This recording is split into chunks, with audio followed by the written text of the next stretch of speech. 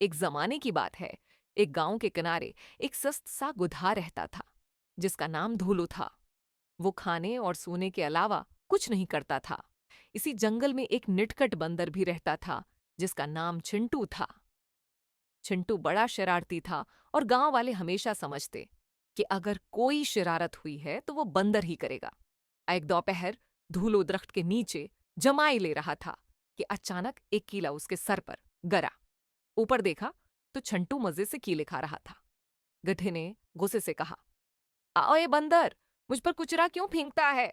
चिंटू हंसकर बोला, अरे धूलो भाई, ये तो नया हेयर स्टाइल है, कीला स्टाइल। गांव वाले दूर से हंसने लगे और बेचारे धूलो को शर्म आई। उसने सोचा, अब उसे सबक सिखाना है। गले दिन धूलो अपनी पीठ पर कीले भरी टोकरी रखकर जोर जोर से चलने लगा। चिंटू फौरन कूद पड़ा और बोला, वाह, मुफ्त का रीढ़ी वाला। जैसे ही उसने एक कीला काटा, अंदर से मीदा फट गया और उसका मुंह बर्फ की तरह सफेद हो गया। धूलो हंसकर बोला, अब तो बर्फीला बंदर लग रहा है। चिंटू नाक सिकोड़कर बोला, मजेदार है, केक जैसा लग रहा है। कुछ दिन बाद चिंटू धूलो की पीठ पर चढ़ गया जब वो सो रहा था।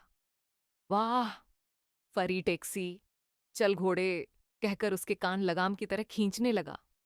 धूलो घबराकर दौड़ने लगा।